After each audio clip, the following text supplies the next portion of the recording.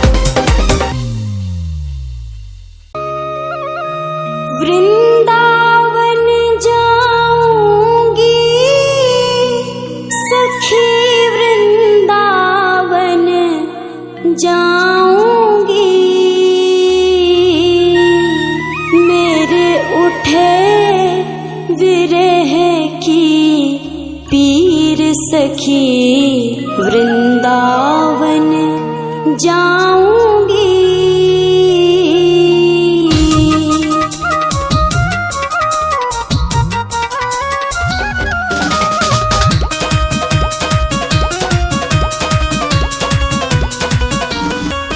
वृंदावन जाऊंगी सखी वृंदावन जाऊंगी। वृंदावन जाऊंगी सखी वृंदावन जाऊंगी। मेरे उठे विरह की पीर सखी वृंदावन जाऊंगी। मेरे उठे विरह की पीर सखी वृंदावन जाऊंगी। वृंदावन जाऊंगी सखी वृंदावन जाऊंगी। मुरली बाजे यमुना तीर सखी वृंदावन जाऊंगी। मेरे उठे विरह की पीर सखी वृंदावन जाऊंगी।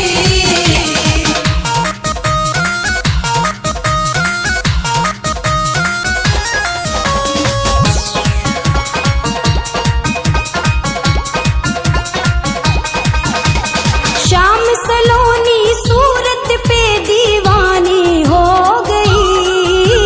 श्याम सलोनी सूरत पे दीवानी हो गई। अब कैसे धारू धीर सखी वृंदावन जाऊंगी। अब कैसे धारू धीर सखी वृंदावन जाऊंगी। वृंदावन जाऊंगी सखी वृंदावन जाऊंगी। मेरे उठे विरह की पीर सखी वृंदावन जाऊंगी। मेरे उठे विरह की पीर सखी वृंदावन जाऊंगी।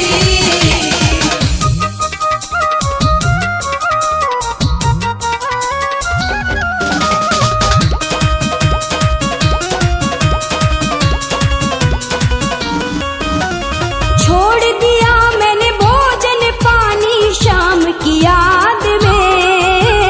छोड़ दिया मैंने भोजन पानी शाम की याद में। मेरे नैनन बरसे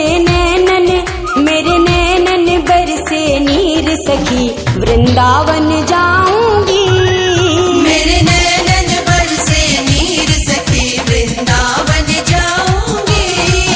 वृंदावन जाऊंगी सखी वृंदावन जाऊंगी।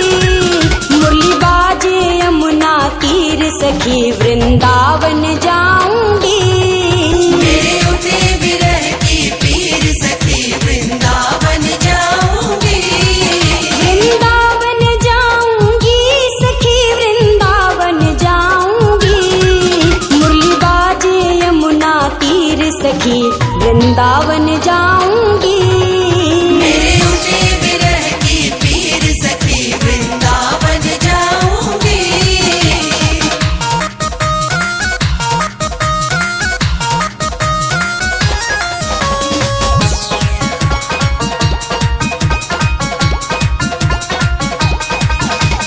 श्याम सलोनी सूरत पे दीवानी हो गई।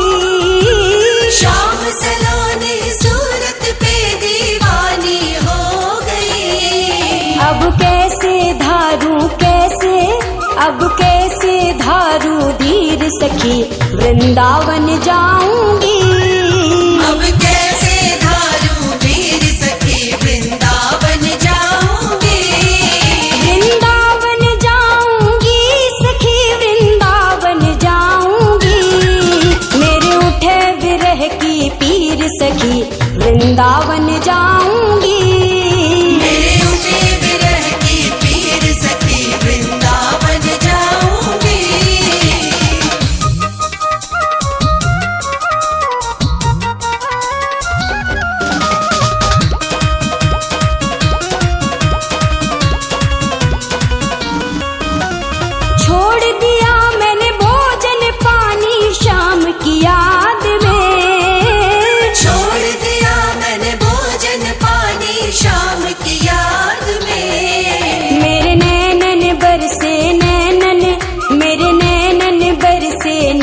सखी वृंदावन